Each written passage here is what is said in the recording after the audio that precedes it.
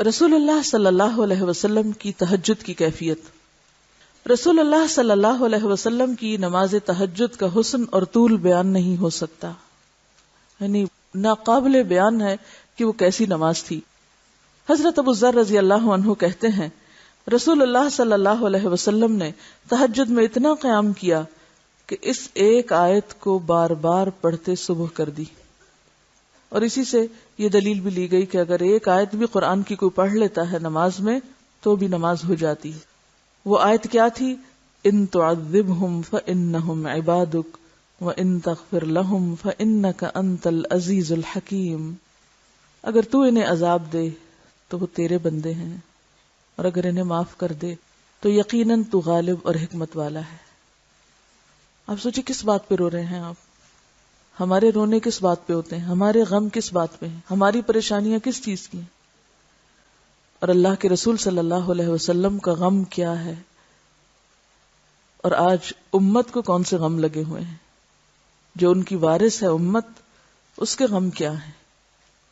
تو اگر امت میں چند لوگوں کو بھی یہ غم لگ جائے جو غم آپ کو تھا کہ آپ بندوں کے لیے تڑپتے تھے کہ یا رب کہیں یہ عذاب کا شکار نہ ہو جائیں، کیونکہ اس سے بڑی تو کوئی آفت اور مصیبت ہے ہی نہیں کہ کوئی شخص آگ میں جا پڑے اور اللہ کے عذاب کا شکار ہو. اب دیکھیے چند لمحے ہم سے تکلیف برداشت نہیں ہوتی، کوئی درد ہو، کوئی بخار ہو، کوئی گرمی لگ جائے، دھوپ لگ جائے، پیاس لگ جائے، بھوک لگ جائے، کیسے کیسے بے چین ہو اٹھتے ہیں ہم. لیکن کیسے عجیب انسان ہیں ہم کہ دنیا کی ان چھوٹی چھوٹی تکلیفوں پر تو بے چینی ہوتی ہے، مگر آخرت کا بڑا عذاب بأسن شدیدہ، اس کے بارے میں نہ خود کی فکر ہے اور نہ دوسروں کی فکر ہے. آپ تھوڑی دیر کے لیے اپنے آپ کو اس جگہ رکھ کے سوچئے کہ اللہ کے رسول صلی اللہ علیہ وسلم کس بات کو دہرا رہے ہیں. ذرا دہرائیں 3 دفعہ اس آیت کو.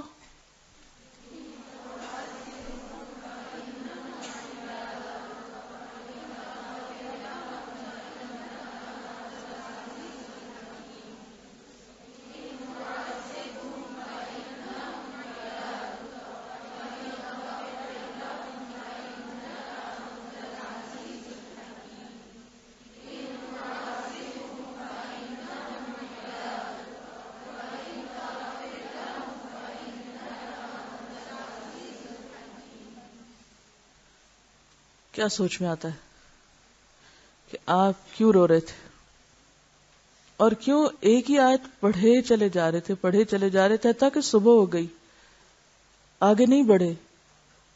کیونکہ جو کچھ پیچھے فرمایا کہ انت الحق وقولک حق والجنت حق والنار حق، جو ان ساری چیزوں کو حق سمجھتا ہے وہ واقعی پھر اس کو محسوس کر سکتا ہے کہ بندوں کا عذاب میں جانا اور ان کا بخشے جانا کیا معنی رکھتا ہے اور کتنا بڑا فرق ہے.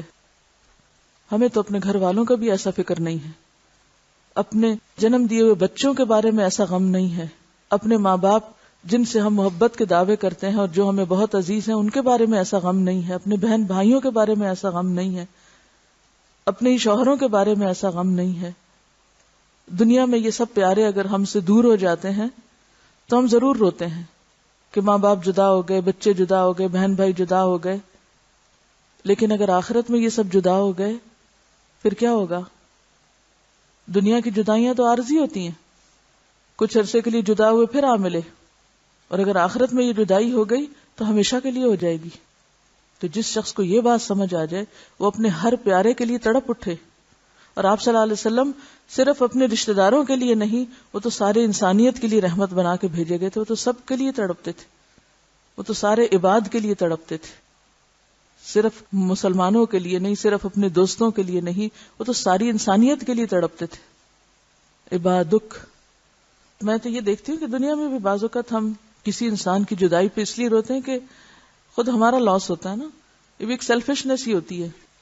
ہم بتا دوسرے کو یہ روتے ہیں کہ ہم تیری خاطر رو رہے ہیں، لیکن رو اپنی خاطر رہے ہوتے ہیں. پھر بھی کبھی غور کریں نا آپ، کسی کے جانے پہ، کسی کی جدائی پہ کیوں روتے ہیں؟ کہ ہمارا لاس ہوا ہے نا، ہمارا نقصان ہوا ہے. پھر اگین اپنے ہی لیے سیلفش ہیں. کوئی فوت ہو جاتا ہے، معلوم نہیں اس کی آخرت کتنی بہتر ہوگی، وہ کس فتنے سے بچ گیا، لیکن ہم رو رہے ہیں اور صبر ہی نہیں کر رہے اور چین ہی نہیں پا رہے اللہ کے فیصلے پر جو شاید اس بندے کے حق میں بہت بہتر تھا، کیوں روئے چلے جا رہے ہیں؟ کہ ہمارے چاہنے والوں میں کمی ہو گئی، یا ہم جس کو چاہتے تھے وہ ہمیں نظر نہیں آ رہا. تو اگین پھر فائدہ کس کا دیکھ رہے ہیں؟ اپنا ہی دیکھ رہے ہیں نا. احسان دوسروں پہ جتاتے ہیں کہ تمہارے غم میں ہم روتے ہیں، تمہارے لیے روتے ہیں، روتے اپنے لیے.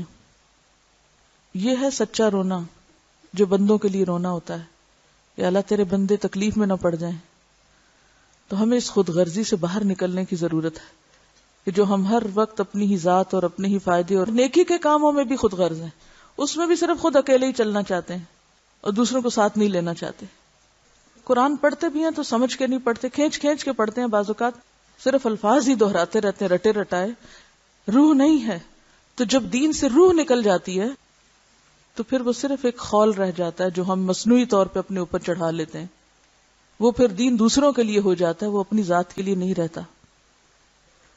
حضرت حذیفہ رضی اللہ عنہ نے نبی صلی اللہ علیہ وسلم کو تہجد پڑھتے دیکھا. وہ کہتے ہیں سورۃ فاتحہ کے بعد آپ نے سورۃ بقرہ پڑھی، پھر رکوع کیا. آپ دیکھیے کہ کبھی تو آپ نے ایک آیت پہ ساری رات گزار دی اور کبھی ایک پوری سورت پڑھی، طویل قرات. سورۃ البقرہ 2.5 پاروں پر مشتمل. ہم تو صرف کوئی مر جائے تو اس دن پڑھتے ہیں، زندگی میں پڑھنے کی ضرورت نہیں. ہر چیز کو الٹا دیا نا ہم نے بدعتیں ایجاد کر کے. جو کام جہاں کرنا چاہیے تھا وہاں تو کرتے نہیں، اور جہاں نہیں کہا گیا وہاں پابندی سے کر رہے ہیں. آپ نے سورۃ البقرہ پوری پڑھی، پھر رکوع کیا. آپ کا رکوع آپ کے قیام کی مانند تھا. کتنا طویل ہوگا؟ جتنی دیر سورۃ البقرہ پڑھی اتنی دیر آپ جھکے رہے. پھر آپ نے رکوع سے سر اٹھایا، آپ کا قومہ آپ کے رکوع کی مانند تھا. پھر دیر تک اللہ کی حمد و ثنا بیان کرتے رہے. پھر آپ کا سجدہ آپ کے قومہ کی مانند تھا، طویل سجدہ کیا. آپ دونوں سجدوں کے درمیان جلسہ میں اپنے سجدے کی مانند بیٹھے تھے، یعنی 2 سجدوں کے بیچ میں بھی دیر تک بیٹھے.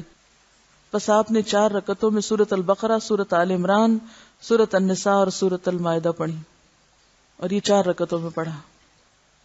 یہ تھی نبی رحمت صلی اللہ علیہ وسلم کی نماز تہجد. صرف 4 رکعات میں 7.25 پارے پڑھے.